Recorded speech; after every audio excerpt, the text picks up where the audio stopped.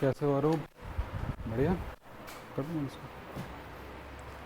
Okay, last class में हमने properties of charges थोड़ा सा पढ़ा था, तो आज कुछ स्टूडेंट्स नए हैं। ओके, सो क्लैश ना हो इसलिए हम एक इंडिपेंडेंट टॉपिक स्टार्ट करेंगे, कूलम्स लॉ। ओके, जिसका जो छूट जाएगा उसको आने वाली 2-3 क्लासेस में कवर अप करा देंगे, हो जाएगा वो। फाइन। हाँ, कूलम्स लॉ कुछ बच्चों ने स्कूल में पढ़ लिया होगा। पढ़ा है स्कूल में Coulomb's law? Optics second book start करा दी है? अरे गलत है ये बात। तो ऑप्टिक्स तो थोड़ा सा कॉम्प्लेक्स चैप्टर है, तो थोड़ी समझ डेवलप हो जाए उसके बाद स्टार्ट होना चाहिए था। कोई बात नहीं। ओके, आप लोगों को चार्ज के बारे में कुछ बातें हम लोग कर लेते हैं, पहले रिवाइज कर लेते हैं। So charge first of all it is a physical quantity.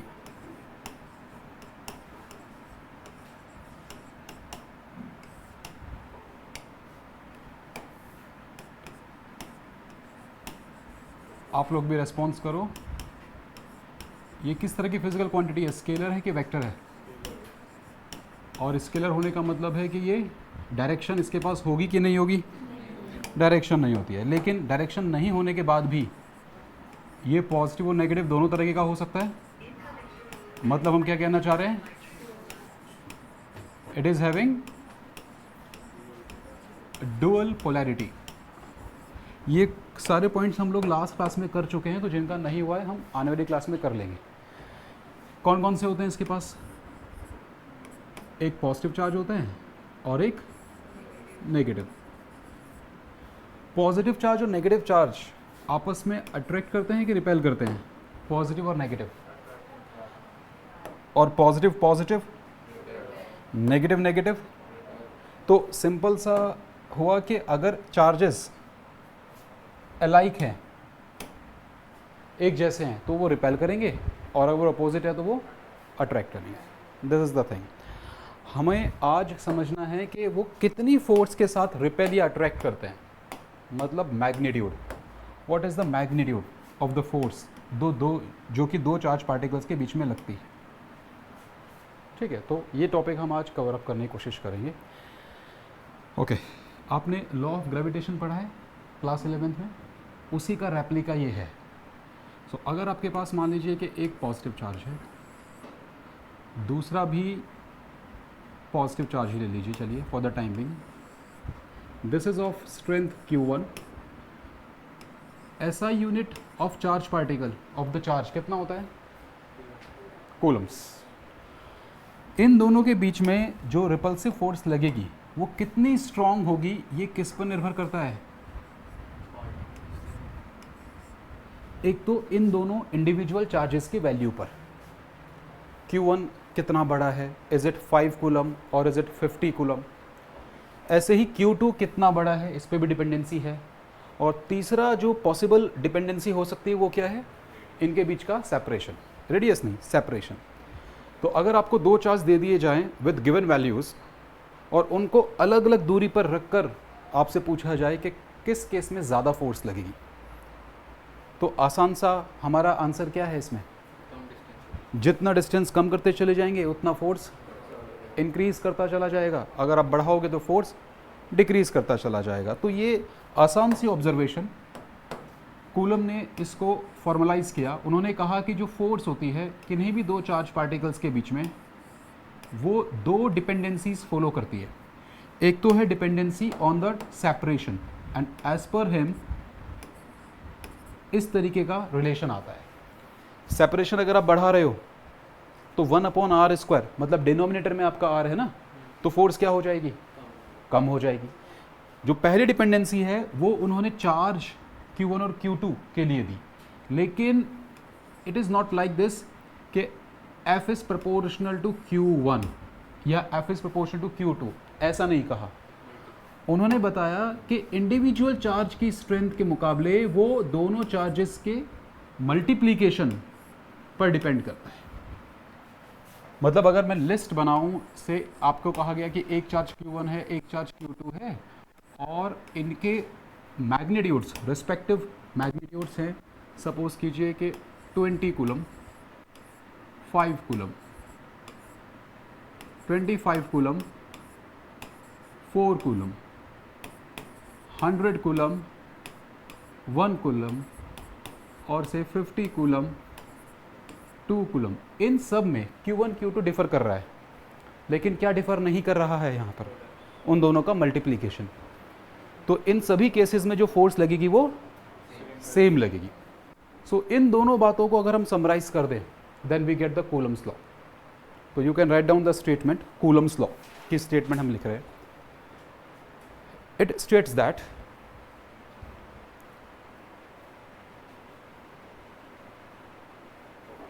The electrostatic force,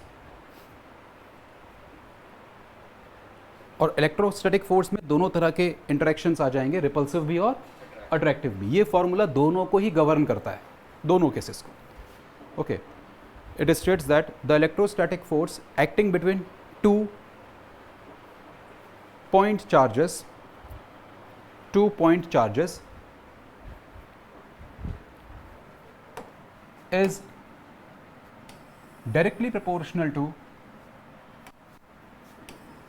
the product of the charges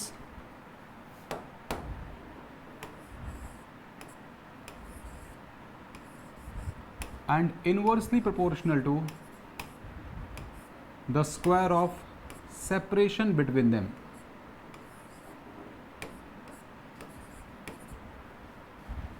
Separation between them.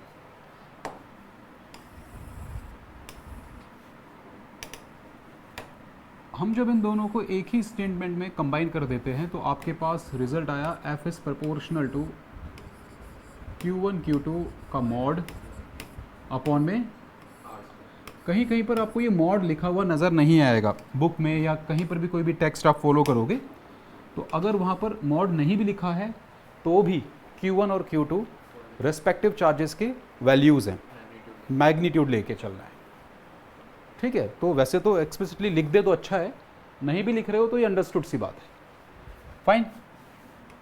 अब जैसा हमेशा होता है, जब भी आपके पास कोई दो फिजिकल क्वांटिटीज़ प्रोपोर्शनली या इन्वर्सली प्रोपोर्शनली आपस में रिलेट करती हैं, मान लीजिए मैंने बोला A is proportional to B by C, तो A और B का रिलेशन कैसा है? डायरेक्ट रिलेशन, और A और C का इनडायरेक्ट या इनवर्स, उसको बोल दीजिए आप। तो फॉर्मूला बनाते समय आप हमेशा इस प्रोपोर्शनैलिटी को कन्वर्ट किस में करते हैं? इक्वलिटी में। And this conversion demands for some constant, तो यहाँ एक कांस्टेंट आपको इंट्रोड्यूस करना पड़ता है। बिल्कुल यही स्टेप आपने लॉ ऑफ ग्रेविटेशन में किया था, वहाँ पे कैपिटल G आया था एज द कांस्टेंट। ठीक है, यहाँ पर भी एक कांस्टेंट हम इंट्रोड्यूस कर रहे हैं। सो the force of electrostatics acting between 2 point charges happens to be equal to a constant into these quantities Q1 Q2 within mod and R square. So this is the final expression given by Coulomb. तो coulomb के ये law देने से पहले भी हम लोग जानते थे कि अपोजिट चार्जेस अट्रैक्ट करते हैं और सेम चार्जेस रिपेल करते हैं। तो जो कंट्रीब्यूशन है कूलम का वो है उसको क्वांटिफाई करना, कितने न्यूटन की फोर्स से वो अट्रैक्ट या रिपेल करेगा। ठीक है, किसी का कोई डाउट यहां तक है तो बताइए प्लीज। ये थोड़ी आसान सी चीज़ है इसलिए हम थोड़ा जल्दी जल्दी से कर रहे हैं इसको, फिर भी किसी को कुछ भी डाउट आ रहा है तो आप पूछिए। एनीवन? कोई डाउट नहीं है? जिस तरीके का ये लॉ है वैसा ही लॉ, जैसे मैंने अभी कोट किया कि लॉ ऑफ ग्रेविटेशन भी होता है, it is G m1 m2 upon में, फिर भी इसमें और उसमें एक फंडामेंटल डिफरेंस है, और वो फंडामेंटल डिफरेंस है इनके रिस्पेक्टिव कांस्टेंट्स के बीच में। G और यहाँ पर जो K है ये एक जैसे से नहीं है। एक जैसे से क्यों नहीं है? बिकॉज ये जो G है ये मीडियम डिपेंडेंट नहीं है, and that's why it is universal. मतलब दो मास पार्टिकल्स को एक गिवन सेपरेशन पर लेने के बाद आप पानी में डुबो दो एयर में रख दो, ग्लिसरीन में डाल दो, कीपिंग द सेपरेशन कांस्टेंट, और m1 m2 भी आपके इंटैक्ट है, तो जो फोर्स होगी, फोर्स ऑफ ग्रेविटेशन, वो हमेशा सेम लगती रहेगी। लेकिन यही काम अगर आप चार्जेस के लिए करोगे तो मीडियम डिपेंडेंसी वहाँ पे काम करेगी। अलग अलग मीडियम में फोर्स अलग अलग लेवल की रहेगी। इसका मतलब ये जो k है, इसकी कोई फिक्स वैल्यू ऐसी नहीं है जो आप हर मीडियम के लिए यूज़ कर सको। g की फिक्स वैल्यू थी, so this was a universal constant, this is not a universal constant, it depends upon the medium. Note करना है, Coulomb's constant is medium dependent.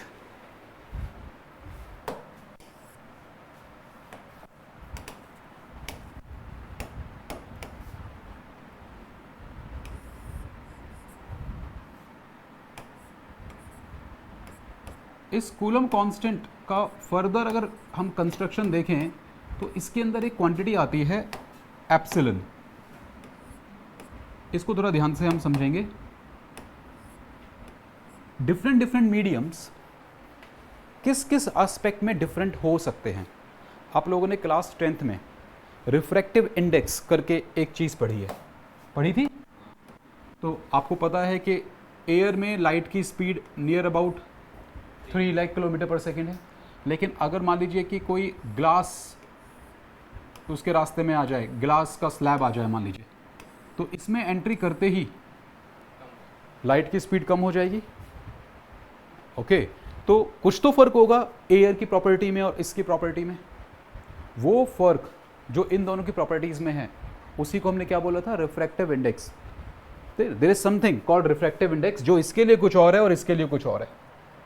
वो रिफ्रैक्टिव इंडेक्स नाम की क्वांटिटी यहाँ डिसाइड कर रही है कि कितनी फास्ट लाइट मूव करेगी इन दीज टू मीडियम्स। ठीक है, उसको बोला जाता है ऑप्टिकल डेंसिटी। रिफ्रैक्टिव इंडेक्स का ही दूसरा नाम क्या है, ऑप्टिकल डेंसिटी। ऑप्टिकल मतलब लाइट से रिलेट करने वाली डेंसिटी। ऑप्टिकल वर्ड का मतलब क्या है, लाइट से रिलेट करना।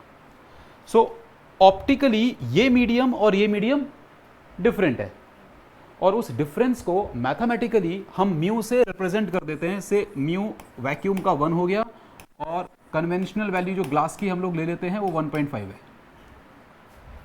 तो मैंने अगर आपसे बोला कि दो मीडियम डिफरेंट हैं कैसे, तो आपका एक आंसर हो सकता है कि सर उन दोनों का रिफ्रैक्टिव इंडेक्स अलग अलग है। लेकिन फिर मैं बोलूँगा कि अगर रिफ्रैक्टिव इंडेक्स अलग अलग है, इसका मतलब है कि वो मीडियम ऑप्टिकली डिफरेंट है। हो सकता है कि वो अभी भी इलेक्ट्रिकली एक जैसे से हो। समझ में आ रही है मेरी बात? यानी दो मीडियम एक जैसे से हैं या अलग अलग हैं, वो डिपेंड करेगा बेसिस पे। On what basis? So on the basis of light the two mediums may differ, but at the same time those two medium may be same as per the electric phenomenons. तो 3 major domains होते हैं, 3। एक को मैंने अभी आपको coat किया।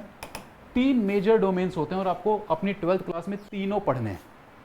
तो पहला है ऑप्टिकल प्रॉपर्टीज को डिसाइड करने वाला, जो आप थोड़ा सा पढ़ भी चुके हो और 12th में आप डिटेल में पढ़ोगे, ऑप्टिकल प्रॉपर्टीज। दूसरा है इलेक्ट्रिकल प्रॉपर्टीज। तो दो मीडियम इलेक्ट्रिकली एक जैसे से हैं कि नहीं है, वो निर्भर करेगा इलेक्ट्रिकल प्रॉपर्टीज को रिप्रेजेंट करने वाली क्वांटिटी पर।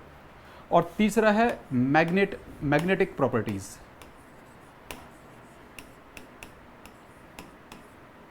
सो ऑप्टिकली दो मीडियम्स कैसे हैं वो निर्भर करेगा रिफ्रैक्टिव इंडेक्स पे। इलेक्ट्रिकली दो मीडियम्स कैसे हैं वो निर्भर करेगा इलेक्ट्रिकल परमिटिविटी। क्वांटिटी का नाम क्या है, परमिटिविटी। परमिटिविटी है वो क्वांटिटी जिसको अभी हम डिस्कस कर रहे हैं।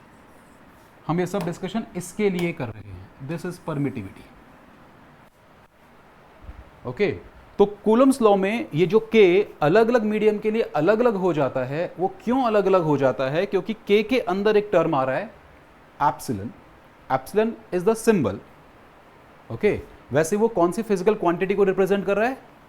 परमिटिविटी को। सो अलग अलग मीडियम की इलेक्ट्रिकल परमिटिविटी अलग अलग है, इसलिए ये k अलग अलग हो जाता है। और k अलग हो जाएगा तो फिर फोर्स अलग अलग हो जाएगी। कोई डाउट? हाँ, अभी उसकी हम बात करते हैं। तीसरा जो है वो है मैग्नेटिक प्रॉपर्टीज, मतलब दो मीडियम मैग्नेटिकली सेम है कि मैग्नेटिकली अलग अलग हैं। ये आप आगे आने वाले चैप्टर्स में पढ़ोगे, 4th 5th चैप्टर में आप पढ़ोगे। इसका नाम होता है परमिएबिलिटी। परमिएबिलिटी तो मैंने अभी आपको थोड़ी सी आगे तक की बात बताई है।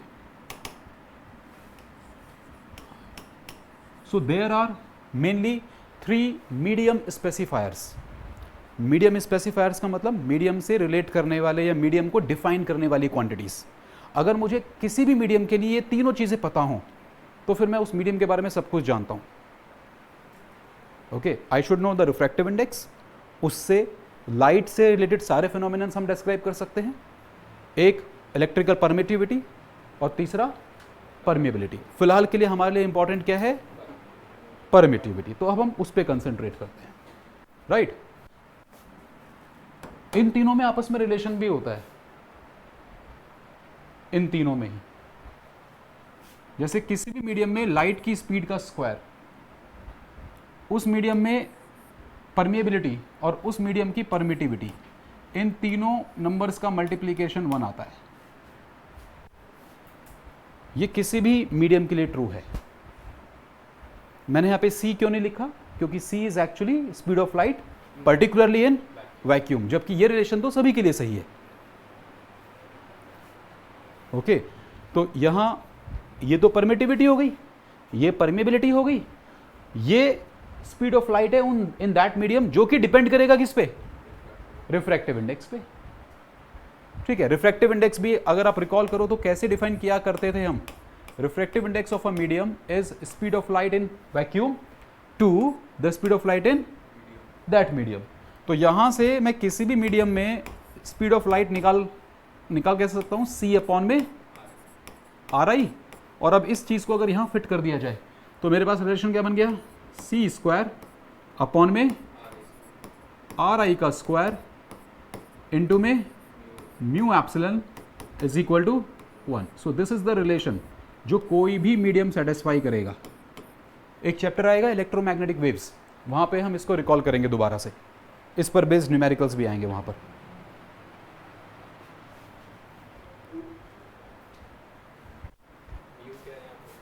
Magnetic permeability.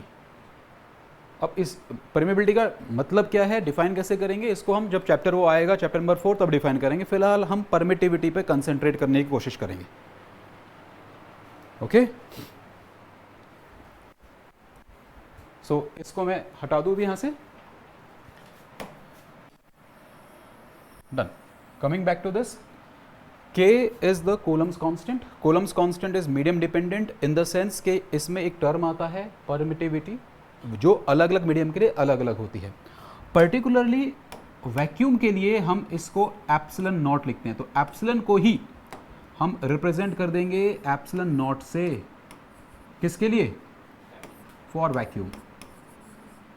तो जनरली टेक्स्ट में एप्सिलॉन नॉट लिखा जाता है।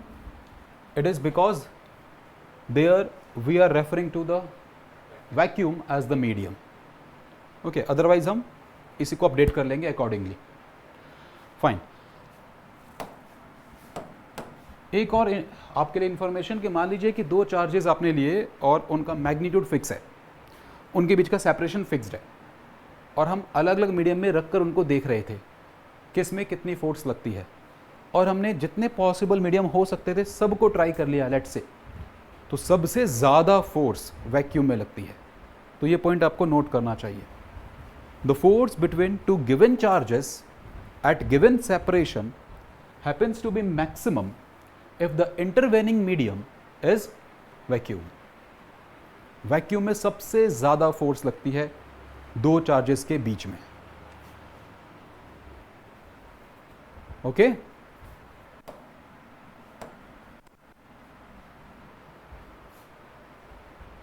ठीक है। एप्सिलॉन यानी कि इलेक्ट्रिकल परमिटिविटी, इसकी मिनिमम वैल्यू, सबसे कम वैल्यू इसकी वैक्यूम के लिए ही होती है, और मैक्सिमम वैल्यू की कोई थ्योरेटिकल लिमिट नहीं है। सो एप्सिलॉन कहां से कहां तक लाई कर सकता है? It may be as small as epsilon not and it may extend up to any number depending upon medium. तो ये इनइक्वालिटी है, राइट? इसी इनइक्वालिटी को थोड़ा सा प्रोसेस करें मैथमेटिकली, और मैं अगर इसको इन्वर्ट कर दूं तो मुझे क्या मिलेगा? रेसिप्रोकल करने से ये इनइक्वालिटी का साइन चेंज हो जाता है, तो ये क्या बन जाएगा? ये एक काम करते हैं, पहले आप ना 4 पाई मल्टीप्लाई कर लीजिए. सो 4 पाई epsilon not is lesser than 4 pi epsilon and it will still be infinity only. 4 pi into infinity is infinity again.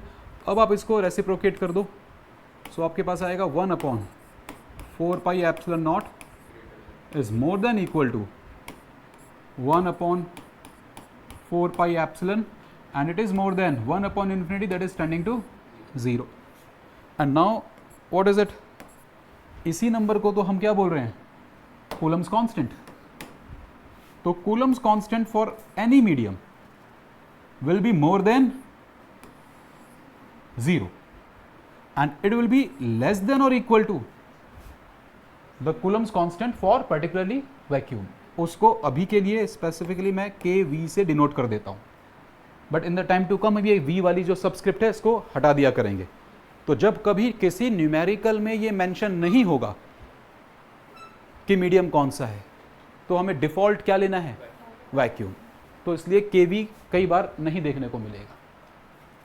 Okay, सो यहाँ से हम ये इन्फर कर सकते हैं कि क्यों ऐसा है कि सबसे ज़्यादा फोर्स वैक्यूम में लगती है, क्योंकि वैक्यूम का जो कूलम्स कांस्टेंट है वो सबसे बड़ा है. और वो सबसे बड़ा क्यों है? क्योंकि वैक्यूम की जो परमिटिविटी है वो सबसे कम है, क्योंकि ये डिनोमिनेटर में आएगा नहीं. तो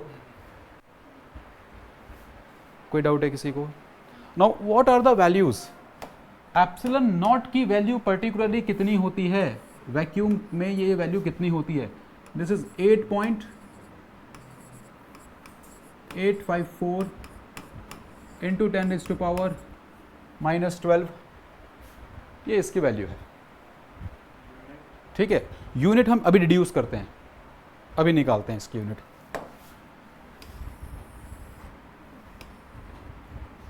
आप मुझे पहले यूनिट बताइए फोर्स की. What is the unit of force? अगर हम इस फॉर्मूले से जाएं तो force is a newton. R क्या है? Separation, that is meter. तो मीटर का स्क्वायर हो गया. तो इस एक्सप्रेशन से अगर आपसे कोई कूलम्स कांस्टेंट की यूनिट पूछता है तो क्या आएगा? न्यूटन मीटर स्क्वायर, और ये Q1 Q2 नीचे आएगा पर कूलम स्क्वायर. तो मैं सिर्फ यूनिट के लिए लिख रहा हूं यहां पर, फिर मैं इसको इरेज कर दूंगा. तो कूलम कांस्टेंट की जो यूनिट बन रही है वो बन रही है न्यूटन, देन मीटर स्क्वायर और अपॉन में कूलम स्क्वायर. ऐसा ही है. और अगर आप इस फॉर्मूले को फॉलो करें कि कूलम कांस्टेंट और परमिटिविटी अपने एक्सप्रेशन में कहाँ पोजिशन है, तो एक न्यूमिनेटर में और एक डिनोमिनेटर में है. तो अगर मैं यहाँ पे एप्सिलॉन ऊपर लेके जाऊंगा तो k नीचे आ जाएगा. इसका मतलब जो भी यूनिट k की थी, एप्सिलॉन की यूनिट उसका इनवर्स है. सो एप्सिलॉन की यूनिट क्या बन जाएगी? It will be coulomb square पर न्यूटन मीटर स्क्वायर. मतलब डिनोमिनेटर में इस बार न्यूटन मीटर स्क्वायर है. क्लियर है? तो ये चीजें याद रखने वाली नहीं होती, ये आप विद इन सेकेंड्स निकाल सकते हो जब आपको चाहिए होगी. सो दिस इज कूलम स्क्वायर पर न्यूटन मीटर स्क्वायर. ये इसकी यूनिट हो गई. जब आप एप्सिलॉन नॉट की ये वाली वैल्यू इस फॉर्मूले में डाल देते हो तो आपको जो k मिलेगा वो k किसका मिलेगा? तो वैक्यूम वाला k पर्टिकुलरली, जिसकी की वैल्यू 1/4 पाई एप्सिलॉन नॉट है, जब कैलकुलेट करेंगे इन वैल्यूज के साथ तो वो बहुत ही आसान सी एक वैल्यू आ जाती है 9 × 10⁹. एक्चुअली 9.1 × 10⁹ इस टाइप से होता है, लेकिन थोड़ा सा हमने इसको राउंड ऑफ कर दिया है. We are taking only 9. तो कैलकुलेशंस जनरली इसी नंबर को यूज़ करते हुए आपको मिलेंगी बुक्स में भी.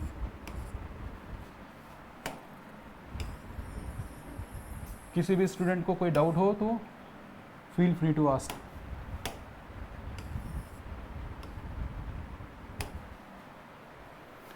न्यूमेरिकल इस टॉपिक पे इनएविटेबली आएंगे आपके एग्ज़ाम्स में, चाहे वो बोर्ड लेवल एग्ज़ाम हो या कंपटीशन वाले एग्ज़ाम्स हो, और one of the easiest topic है ये।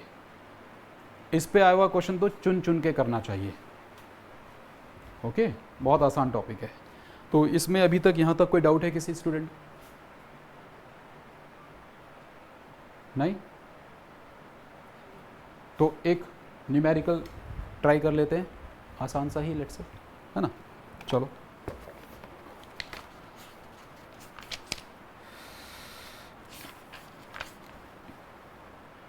लिखिए era question. Calculate the force acting between two charge particles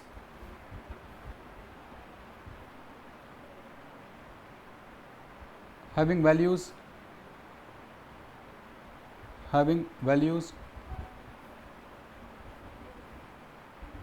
0.4 microcoulomb and 0.6 microcoulomb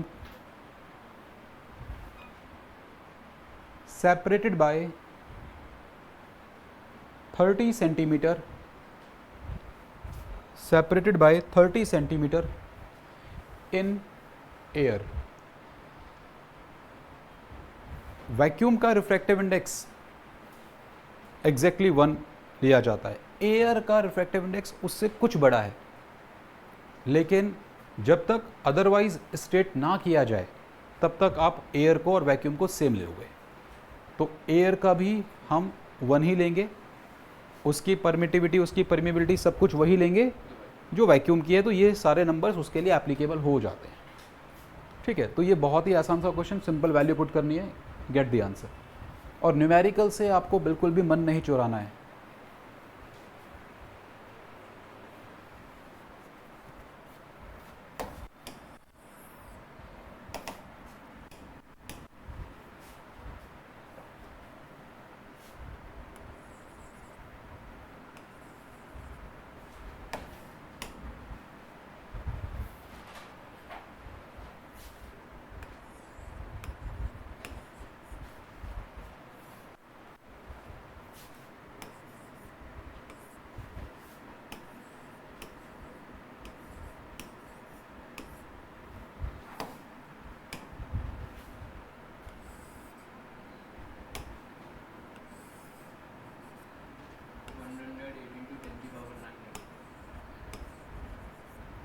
one 108 into 10 की पावर 9, बहुत ज़्यादा फोर्स हो गई ये तो। 10 की पावर 9 कुछ ज़्यादा फोर्स नहीं हो गई? और 108 भी है ये तो। चेक करो कहीं पे मिस्टेक किया आपने। माइक्रो मतलब समझते हो आप? माइक्रो ये कुछ प्रीफिक्सेस हैं, ये आपको पता होने चाहिए। एक है माइक्रो, माइक्रो का मतलब कितना होता है किसी को पता है? -6। फिर से नैनो -9, ये कहीं पे नोट कीजिए। एक होता है पीको -12, और एक इससे पहले आएगा मिली कूलम लाइक, तो -3। तो 3 का फर्क होता चला जाता है। मिली, माइक्रो, नैनो, पीको।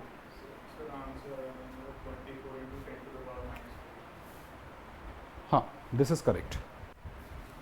ओके, तो यहाँ पे मैंने माइक्रो बोला था, तो 10 की पावर -6 आपको यूज़ करना है। So force as per the formula it is K into में Q1 Q2 एंड अपॉन में डिस्टेंस का square. So this is 9 into 10⁻⁹ multiplied by Q1। Q1 is 0.4 10⁻⁻6, ये पूरा Q1 है, मल्टीप्लाइड बाई Q2 0.6 10⁻⁻6। और अब ये 30 को आप क्योंकि सेंटीमीटर में दिया है तो पहले कन्वर्ट करेंगे मीटर में, तो उसको हम कितना लिख सकते हैं? 0.3 है ना। तो 0.3 इंटू 0.3 दैट इज 0.09, और उसको क्या लिख सकते हैं हम? 9 इंटू 10 की power -2। So this is the expression. तो यहाँ पे जो नंबर्स लिए गए हैं वो इस तरह से चूज़ किए गए हैं कि आसानी से कैंसलेशंस हो जाएं। ये ख़त्म हो गया। आपके पास बचा गया 24 इंटू 10⁻⁴। आप पावर कलेक्शन अपने आप कर लीजिएगा। सो दिस इज 9 माइनस 12 प्लस 2 और एक माइनस में 2 आ जाएगा। सो 24 इंटू 10⁻⁴, तो माइनस में 3 और यूनिट क्या है फोर्स की? Newton. So this is our answer, 24 milli newton. Okay, it is the force जो कि जरूरत पड़ेगी किसको उठाने के लिए? कितने मास को उठाने के लिए इसकी जरूरत पड़ेगी अपने को? mg के बराबर इसको इक्वेट कर लेंगे, है ना? m निकाल लोगे, g के लिए 10 लेके वेक्टर कर लेना, तो 24 10 की पावर -4 ये आ जाएगा। खैर, कुछ है न्यूमेरिकल में कुछ भी चैलेंज? ये बिल्कुल सिंपल न्यूमेरिकल है and it is not suppose to come. ये ऐसा आसान से न्यूमेरिकल नहीं आना चाहिए। ओके, 12th क्लास के लिए। आगे बढ़ें, किसी को कुछ पूछना है? नहीं?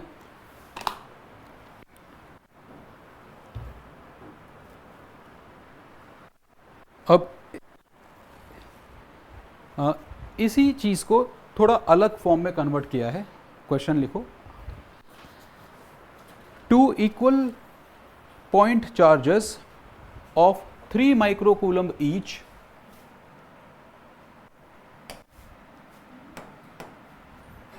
दो पॉइंट चार्जेस हैं और दोनों का ही जो अमाउंट है वो 0.3 माइक्रोकूलम है।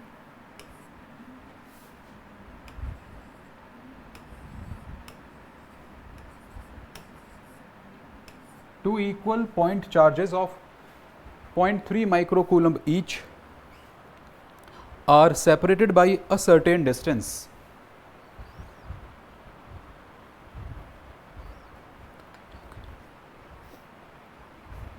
ठीक है, if they are located at, अब उनके पोजीशन वेक्टर दिए गए हैं, हमें डायरेक्टली ये नहीं बताया गया कि वो कहाँ पर है, मतलब सॉरी, हमें ये नहीं बताया गया डायरेक्टली कि उनके बीच में सेपरेशन क्या है, हमें बताया गया कि वो कहाँ हैं। ठीक है, तो इन्होंने कहा है कि जो पहला चार्ज पार्टिकल है, लेट्स से उसका पोजीशन वेक्टर अगर मैं r1 बोल दूं, तो r1 position vector is i cap plus j cap plus k cap. This is first position vector. और सेकेंड पोजीशन वेक्टर जहां दूसरा चार्ज रखा हुआ है उसके लिए कहा गया है it's 2i cap 3j cap and k cap. 2i 3j plus 1k, और यूनिट मीटर में दी गई है, ये सब पोजीशंस मीटर में हैं, तो आपको चेंज नहीं करना है। Okay, now calculate the force between the charge particles. तो एक बार हम थोड़ा समझ लेते हैं क्वेश्चन में क्या कहा गया है। लेट अस सपोज कि ये हमारा कार्टेशियन प्लेन है, coordinate system, x axis conventional, ये वाई एक्सिस हो गया। Okay, charge particles, let us suppose एक चार्ज पार्टिकल यहाँ पर है। अब मैं इसको बिल्कुल वैल्यूज जो दी गई है उसके हिसाब से प्लॉट नहीं कर रहा हूँ, मैं सिर्फ इंडिकेटिव डायग्राम बना रहा हूँ। तो ऑरिजिन के रेस्पेक्ट में एक वेक्टर तो सेकंड चार्ज पार्टिकल के लिए हो गया, और एक वेक्टर सपोज करो ये वाला फर्स्ट चार्ज पार्टिकल है, इसके लिए हो गया। तो ये दोनों वेक्टर्स, इसको हम क्या बोल रहे हैं? Position vectors. सो इन पोजीशन वेक्टर की आपको वैल्यूज दी गई है। ओके, इन दोनों का जो अमाउंट है वो कितना कितना है? 0.3 माइक्रोकूलम ईच। तो आपको जो चीजें चाहिए थी, आपको चाहिए था k, अगर कुछ नहीं दिया गया है तो वैक्यूम, Q1 Q2 की वैल्यू दी गई है, दोनों इक्वल हैं, आपको चाहिए उन दोनों के बीच का सेपरेशन। तो यहां जो खुद से निकालना पड़ रहा है वो ये है, ये डिस्टेंस क्या होगी। एक बार ये डिस्टेंस निकल जाए, सपोज करो कि मैं इस डिस्टेंस को डेल्टा आर से रिप्रेजेंट कर रहा हूं, मान लीजिए, तो हमारा जो आंसर है वो होने वाला है 1/4πε0, वैक्यूम मान के चल रहे हैं, इनटू में Q1 इंटू Q2, जहाँ पे कि ये दोनों ही बराबर हैं, Q स्क्वायर आ जाएगा और अपॉन में इस डेल्टा आर का स्क्वायर। कोई डाउट है? अब इसको, इस डिस्टेंस को कैसे निकाल सकते हैं? तो क्या हमको डिस्टेंस फॉर्मूला आता है? डिस्टेंस फॉर्मूला अगर 2 पॉइंट आपको दे जाए तो पहले एक बार डिस्टेंस फॉर्मूला रिवाइज कर लेते हैं। मान लीजिए आपसे कहा जाए कि देयर आर 2 पॉइंट्स, कोई भी कोऑर्डिनेट मैं ले रहा हूँ, 2, -3, 1 और एक पॉइंट है से 3, 2, -4 और इन दोनों पॉइंट्स के बीच में कहा गया कि सेपरेशन कितना है बताइए। सो मैथ्स में हमने ये क्लास 10th में सीखा है। इस डिस्टेंस को if I call this d, तो d कितना आया करता था? इसके x कोऑर्डिनेट में से इसका x कोऑर्डिनेट सब्ट्रैक्ट कर दीजिए और उसका स्क्वायर ले लो, तो 3 - 2 1, 1 का स्क्वायर 1 आ गया। फिर इसके x कोऑर्डिनेट में से इसका इसके y कोऑर्डिनेट में से y कोऑर्डिनेट माइनस कर दो, कितना आ जाएगा? 2 - -3 कितना आया? 5 और उसका स्क्वायर।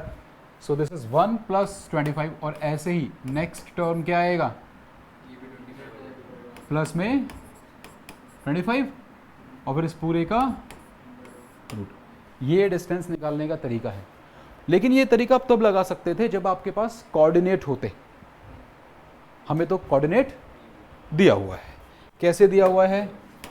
कि सपोज करो आपसे ये कहा गया कि देयर इज अ कार और अ बॉल, कुछ भी एक चीज़ है, और मैं आपको बता देता हूं कि ये वाली जो बॉल है ना, ये 2, 4, 5 पर रखी हुई है। ठीक है, तो जो चीज़ 2, 4, 5 पर रखी हुई है, उस चीज़ का position vector with respect to the origin obviously कितना होगा। तो इसको लिखने का आसान सा तरीका क्या होता है?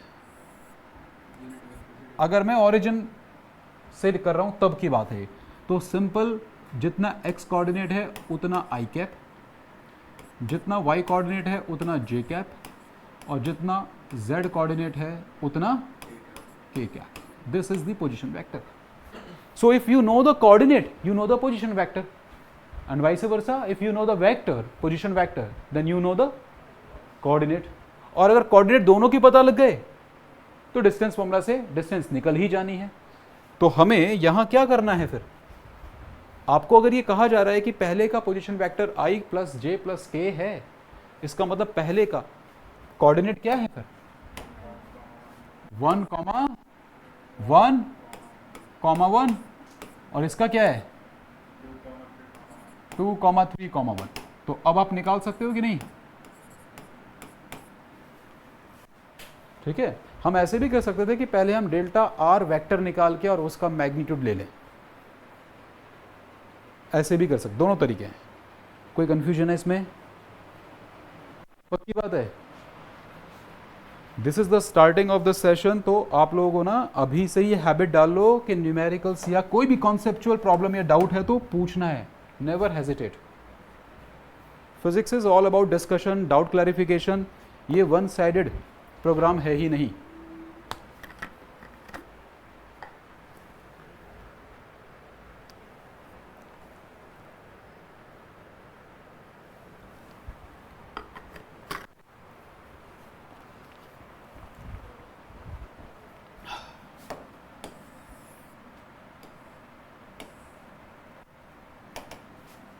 तो डेल्टा आर निकल गया यहां से। डेल्टा आर इज √2 में से 1 गया, 1 का स्क्वायर अगेन 1, फिर 3 में से आपने 1 माइनस किया और उसका स्क्वायर किया तो 4, एंड देन 1 में से 1 माइनस किया तो 0। So ultimately you are getting √5।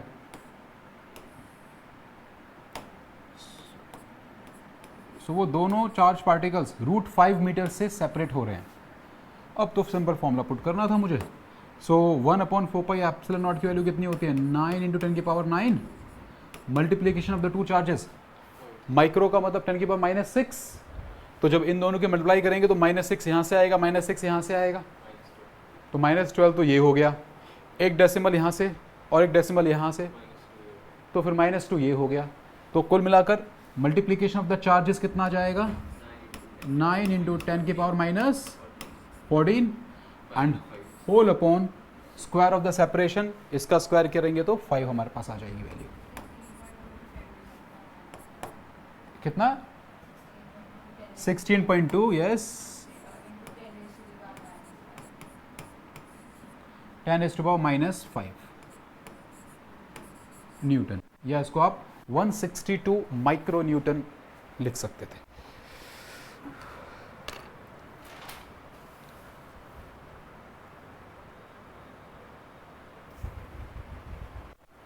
कोई डाउट है किसी को इसमें? पक्की बात है? हाँ,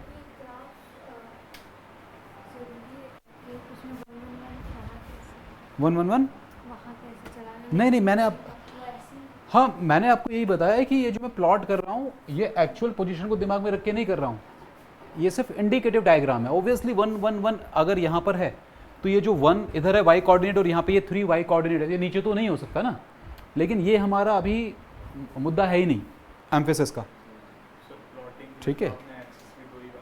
हाँ, अब तीसरे तो मैं बना भी नहीं सकता, बना भी दूंगा तो आपको बाहर पॉइंट कैसे दिखाऊंगा, क्लियर है? हाँ, अभी तो बस मैं आपको रिकॉल कर रहा था कि अगर आपको पोजीशन वेक्टर दिया गया है तो आपको कोऑर्डिनेट पता है। कोई कंफ्यूजन है इसमें? डन।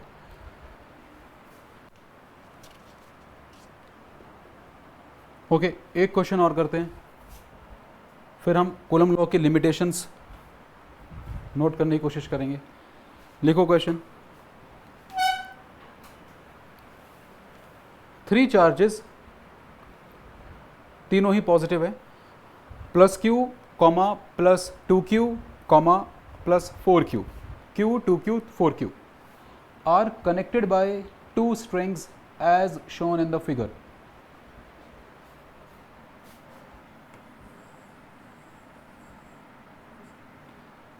या ऐसे मैं बोलता हूँ,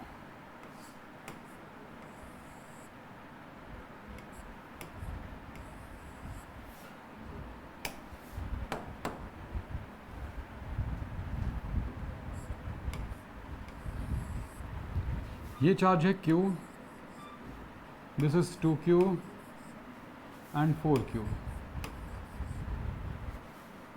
ओके। और सेपरेशन इनके बीच का कुछ ऐसे दिया हुआ है कि इफ दिस इज r और this is 2r then this separation is 3r, ये आपको दिया हुआ है। और ये ना जो मैंने वाइट कलर का बनाया है ये स्ट्रिंग्स हैं, ये धागे हैं जिनसे कि इन चार्ज पार्टिकल्स को बांधा हुआ है, तो मैं कांटेक्ट बना देता हूं इनका।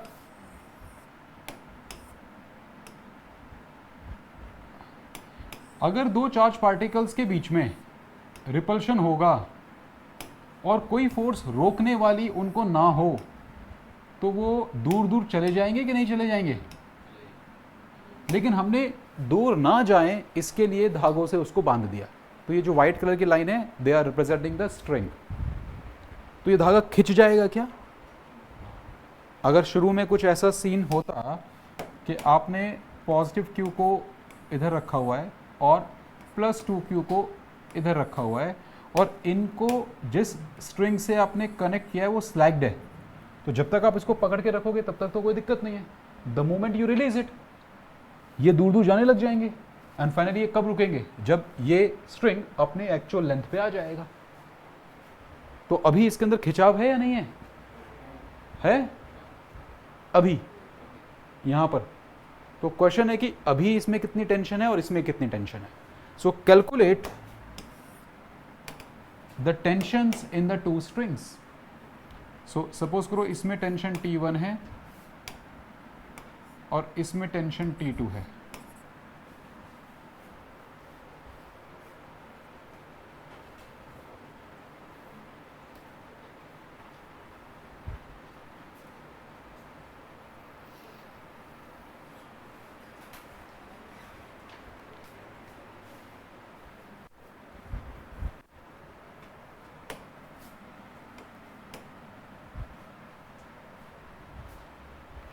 ओके और इसमें एक इंफॉर्मेशन मैं अपनी तरफ से ऐड कर रहा हूं कि ये बीच वाला चार्ज है ना ये फिक्स्ड है,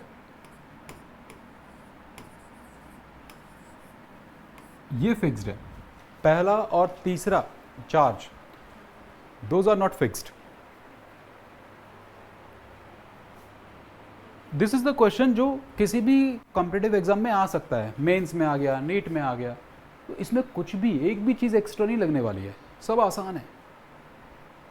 बस जो आप ऑलरेडी जानते हो, पढ़ चुके हो, उसको लैंग्वेज बदल के पूछ रहा है वो बस।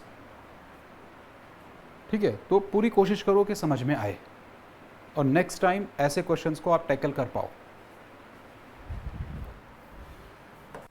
ओके, तो ये जो Q1 चार्ज है, अगर हम इसका FBD बनाएं, फ्री बॉडी डायग्राम बनाएं, तो इस पर कौन कौन सी फोर्सेस लग रही हैं? ये वाइट कलर का स्ट्रिंग, इस पर टेंशन इस तरफ लगा रहा होगा। Tension is always a force of pull. Tension किसी धागे की किसी ऑब्जेक्ट को पुश नहीं कर सकती, it can only pull. Object से अवे लगती है, यस। अवे मतलब, लेकिन अवे इन विच डायरेक्शन, मतलब अवे को थोड़ा डिफाइन करना पड़ेगा। तो ऑब्जेक्ट यहां पर ये है, तो ऑब्जेक्ट से अवे तो इधर भी हो जाएगा, ऑब्जेक्ट से अवे तो इधर भी हो जाएगा। तो ऐसे दिमाग में रखो कि स्ट्रिंग हमेशा चाहता है श्रिंक या स्लैग कर जाना। तो अगर उसको स्लैग्ड होना है तो वो चीज को किधर खींचेगा? तो अगर ये धागा स्लैग होना चाहता है तो इसको किधर खींच रहा होगा? इस तरफ, और इसको किधर खींच रहा होगा? इस तरफ। लेकिन फिलहाल मैं इस पे फोकस कर रहा हूं। तो इस पर लगने वाली एक फोर्स तो T1 टेंशन हो गई, और दूसरी फोर्स कौन सी है? रिपल्शन। mg नहीं, mg is not in picture, और वैसे होती भी तो वो वर्टिकल है, हम अभी हॉरिजॉन्टल लाइन की बात कर रहे हैं। सो इस पर और कौन सी फोर्स लग रही है? एक फोर्स, कौन सी? रिपल्शन। कौन कर रहा है रिपेल इसको? 2q कर रहा है कि नहीं कर रहा? Let that force B F12। F12 से मेरा मतलब यहां पे है जो फोर्स 1 और 2 यानी Q1 और Q2 के बीच में लग रही है। लेकिन क्या इसको रिपेल ये नहीं करेगा? ये भी करेगा। तो एक्चुअली इस तरफ की फोर्स दो हैं, एक नहीं है। और इस फोर्स का फिर मैं नाम क्या रख दूं? ये 1 और 3 के बीच में। तो 1 पर दो फोर्स लगा रहे हैं, एक तो Q2 लगा रहा है और एक Q3 लगा रहा है। This is Q1, Q2, Q3। किसी को ये समझ में नहीं आया तो उसको अभी खत्म करो, डाउट को। क्लियर है या नहीं है? ये CBSE लेवल का ही क्वेश्चन है, 11th हम पढ़ करके आए हैं। ओके, मैंने ये बता दिया था कि जो चार्ज है बीच वाला, इट इज फिक्स्ड। तो अगर ये फिक्स्ड है तो फिर Q1 और Q2 भी अपनी, Q3 भी अपनी जगह से मूव नहीं कर पाएंगे। तो system is after all in equilibrium. Charge अपनी जगह पर रुके हुए हैं। इसका मतलब इस पे लगने वाली जो सारी फोर्सेस हैं, दे मस्ट कैंसिल आउट। तो यहां से आपके पास इक्वेशन क्या बनने वाली है? T1 अकेले किस किस के बराबर है? F12 और F13 के। ये वाली बात समझ में आ गई कि नहीं? ओके।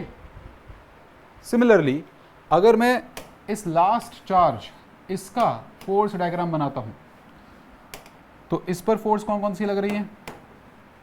तो इसको एक तो ये रिपेल करेगा, तो ये है चार्ज नंबर 3, ये है चार्ज नंबर 1। तो 1 और 3 के बीच में लगने वाली फोर्स, उसका नाम क्या रख सकते हैं? F13। जब किन्हीं दो चार्जेस के बीच में, अच्छा एक क्वेश्चन बताना छोटा सा पहले। मान लीजिए एक चार्ज है 1 कूलम का, दूसरा चार्ज है 100 कूलम्स का, तो ज्यादा फोर्स 1 कूलम वाला 100 पे लगाने वाला है कि 100 1 पे लगाने वाला है? ज्यादा फोर्स।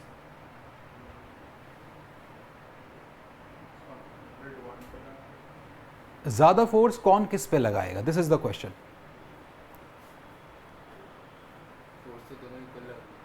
फोर्स दोनों बराबर लगाएंगे। फोर्स को निकालने का फॉर्मूला क्या है? K into Q1 into Q2 upon में, यानी वहां पे मल्टीप्लीकेशन तो दोनों की ही है ना। और वैसे भी न्यूटन का third law, for every action there is equal and opposite reaction. ठीक है, तो जितनी फोर्स हम पर अर्थ लगाती है बाय वर्च्यू ऑफ ग्रेविटी, उतनी ही हम अर्थ पे भी लगा रहे हैं, ठीक है। Okay, coming back to this, तो ये F13 is the force that is acting between the first charge and the third charge. ऐसे ही इस थर्ड चार्ज पर दूसरी फोर्स कौन सी लग रही है?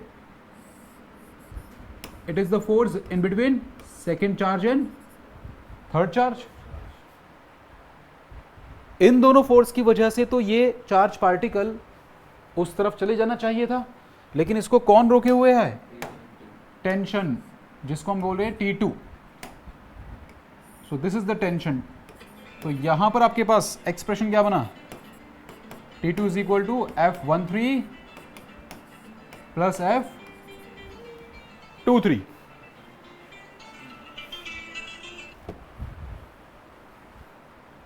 कोई कंफ्यूजन इसमें? नहीं। अब हम जरा F12, F13 और F23 को साइड में लिख लेते हैं। तो मुझे बताओ जरा कि पहले चार्ज और दूसरे चार्ज के बीच की जो फोर्स है वो कितनी होने वाली है? तो coulomb constant into multiplication of Q1 and Q2, इनकी मल्टीप्लाई करेंगे तो क्या बन जाएगा? Q into 2Q। नहीं समझ में आ रहा हो? कितना जाएगा? हाँ हाँ,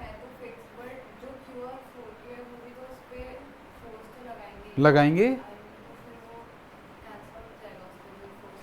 अगर ये फिक्स्ड है, इसका मतलब मैं बोल रहा हूं कि इस पे लगने वाली सारी फोर्सेस कैंसिल कर रही हैं, ठीक है।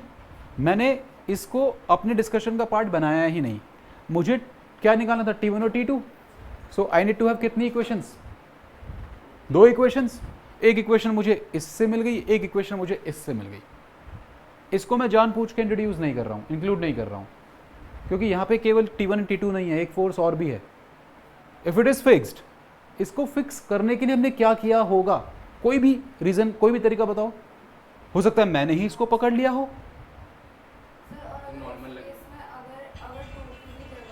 एक मिनट देंगे बस, 1 मिनट। हेलो, हाँ जी सर, मुझे 5 मिनट दो आप जरा, मैं क्लास ले रहा, 5 मिनट में मैं ख़त्म करके फिर आपको कॉल करता हूँ। ओके, हाँ।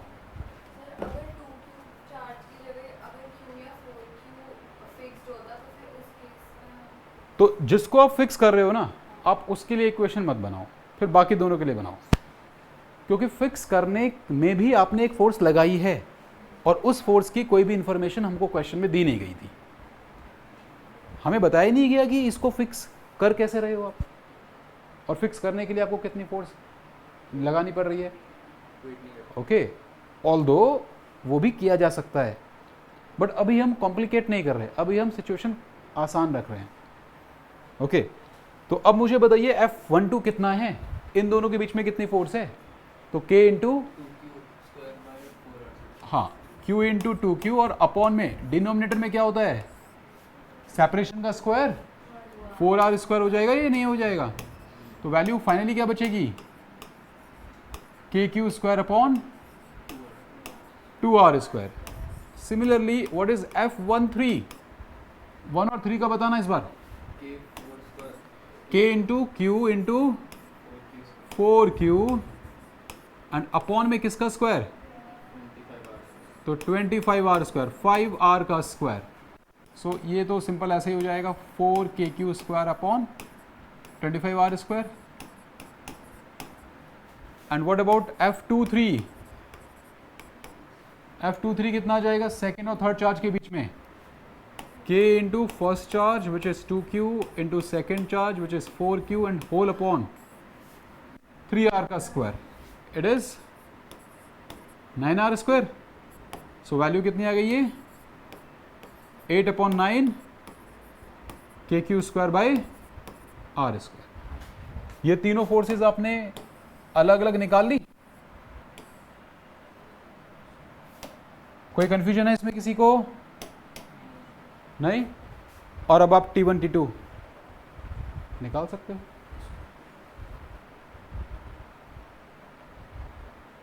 ठीक है, you can calculate T1 and T2।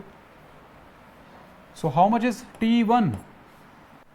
F12 और F13 आप ऐड कर रहे हैं, so this will be 1/2 and 4/25।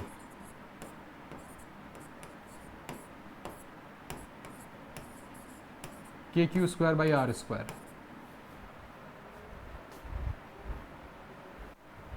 and this amounts to 33 by 50 kq² by r².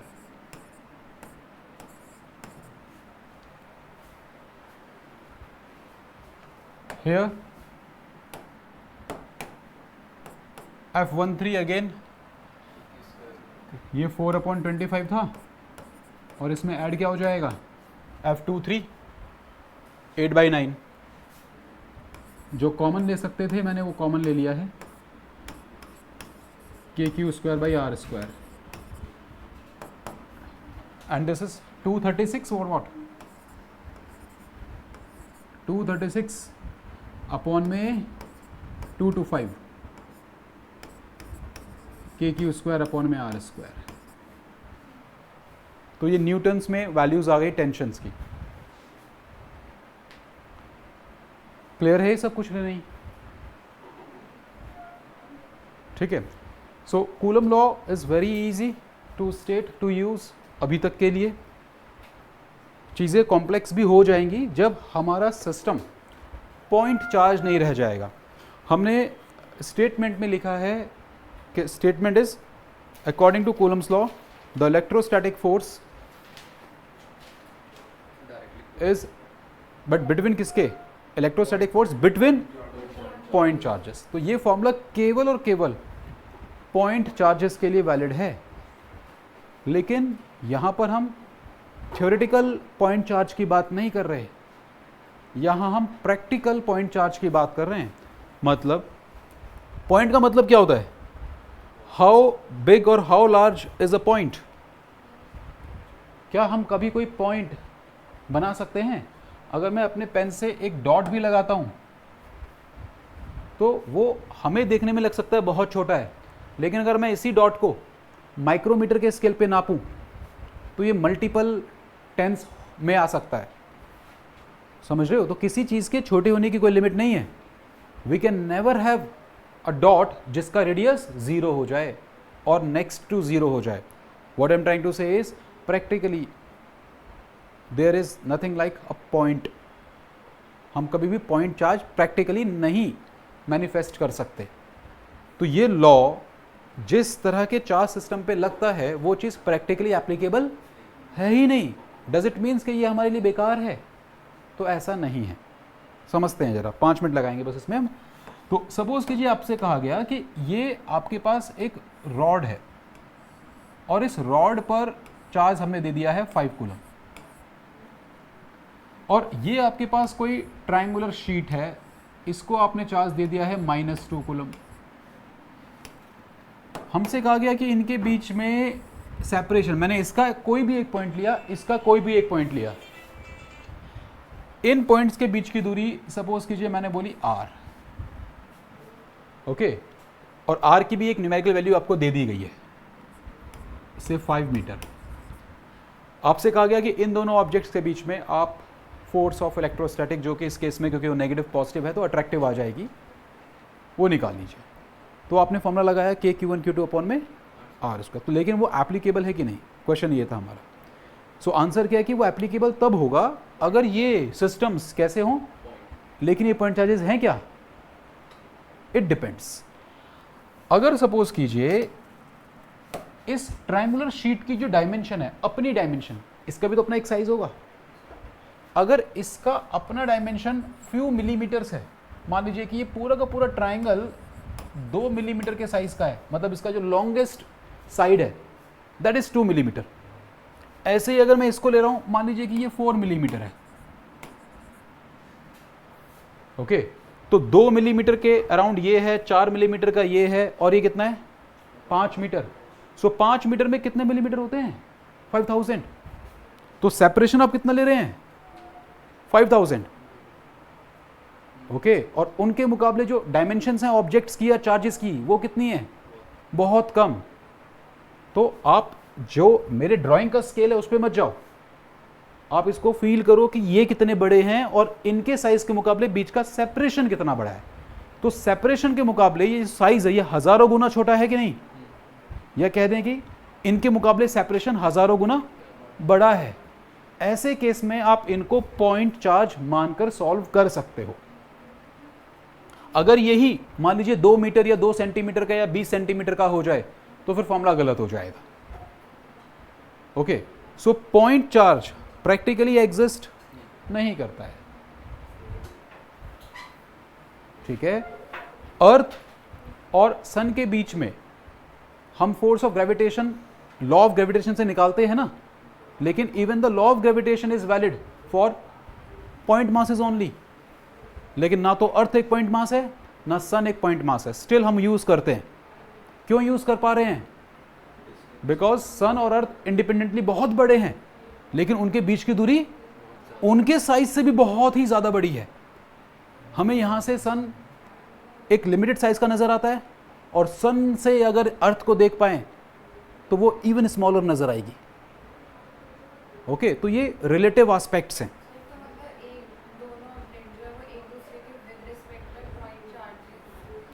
दोनों ऑब्जेक्ट्स एक दूसरे के रिस्पेक्ट में नहीं, दोनों ही ऑब्जेक्ट डिस्टेंस के रिस्पेक्ट में बहुत छोटे हों। मान लीजिए एक ऑब्जेक्ट है 1 सेंटीमीटर बड़ा, एक है 1 मीटर बड़ा, तो इसके मुकाबले बड़ा है, लेकिन इसका सेपरेशन मान लीजिए 1000 किलोमीटर हो जाए या 100 किलोमीटर हो जाए तो फिर ये फॉर्मूला एप्लीकेबल हो जाएगा। सीबीएसई लेवल पर इतना नहीं सोचना है आपको, हमेशा ही जैसे हमने क्वेश्चन भी किए तो अगर मेंशन नहीं भी है फिर भी आपको क्या मान के चलना है, वो पॉइंट चार्ज है। बट अगर पर्टिकुलरली क्वेश्चन ही ये आ जाए कि ये लॉ कब एप्लीकेबल है तो आपको ये लिखना है। तो कूलम लॉ की one of the restrictions, this is not the only restriction, Coulomb law की one of the restriction is it is applicable for point charge और एज्यूमेबल पॉइंट चार्ज। या तो वो वास्तव में ही पॉइंट चार्ज हो और नहीं तो हम उसको एज्यूम कर सकते हो, और एज्यूम कर सकते हैं 2 केसेस में। पहला case distance is very very large as compare to dimensions, और दूसरा केस जो हम नेक्स्ट क्लास में डिस्कस करेंगे दैट इज स्फेरिकल सिमेट्री। ठीक है, सो हम नेक्स्ट क्लास में यहीं से फिर कंटिन्यू करेंगे। कूलम्स लॉ की थोड़ी सी इंसाइट अभी भी बाकी है। ठीक है, अभी किसी को कोई डाउट है क्या इसमें? नहीं? ठीक है।